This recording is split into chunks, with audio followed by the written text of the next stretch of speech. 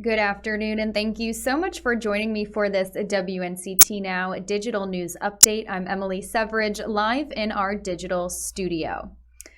As we continue to track COVID-19 cases statewide and across the East, health officials say North Carolina's key COVID-19 trends continue to move in the wrong direction. Yesterday, health officials reported a positive rate of 8.6%. Today, they report the positive percentage rate is now 9.2%. That's the highest positive rate since July 13th. Secretary of State Dr. Mandy Cohen says the daily positive rate percentage needs to be no more than 5%. The Department of Health and Human Services added 3,367 new lab-confirmed cases. That's the second highest one-day increase of the pandemic. That brings the state's total today to 320,862 total cases. Hospitalizations also continue to increase, hitting 1,537 today. That's an increase of 36 patients since yesterday and an all-time high. That makes a total of 4,898 deaths in North Carolina being contributed to the virus.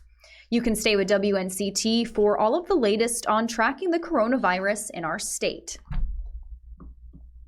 We do have some breaking news. The NFL has released a statement saying they're placing all teams in intensive protocol starting Saturday. This is to mitigate the risk of COVID-19 as the cases begin to rise around the country.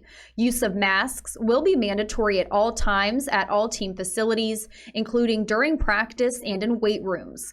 Meetings must either be held virtually or in the largest indoor space with approval from the league.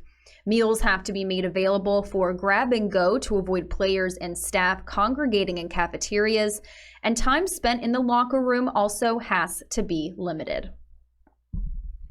All right, stay with us and we'll be right back with some more news after this short break. Hello everyone, and thank you for joining us for this segment of What the Politics. I'm Emily here and I have Victoria as well in the studio, and today's topic is going to be about civil participation. WNCT 9 on your side has a new feature, the WNCT Podcast Network. Stay up to date on the latest political topics by subscribing to What the Politics, and get your latest sports information by listening in to WNCT 9 on your side Sports Talk. Thanks so much for joining me. If you're just tuning in, I'm Emily Severidge, live in our digital studio, providing you with some late afternoon updates. The deadline for registration for a stimulus payment is approaching rapidly. The IRS is warning people who haven't yet received a $1,200 stimulus direct deposit or check this year to apply now. Anyone who should have received a payment as part of the Coronavirus Aid or Relief and Economic Security Act has until 3 p.m. on Saturday to sign up. When the CARES Act funds were dispersed, the money went out to people with tax information on file from 2019 or 2018. But some people who should have gotten a payment did not get any money.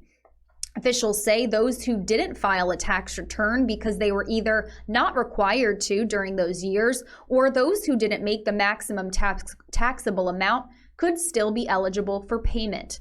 Others who received a payment but have a beneficiary spouse or qualifying child who didn't receive a check can also be eligible. Those already registered and whose tax return information was already sent to the IRS should not apply. Those who missed the filing deadline may still be eligible to qualify for tax credit next year.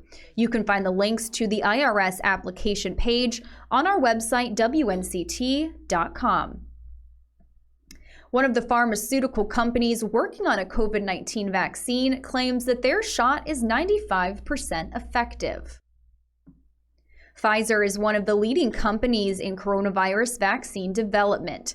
Executives say they've continued studying interim results from its vaccine, and that results are showing a 95% effectiveness from the shots.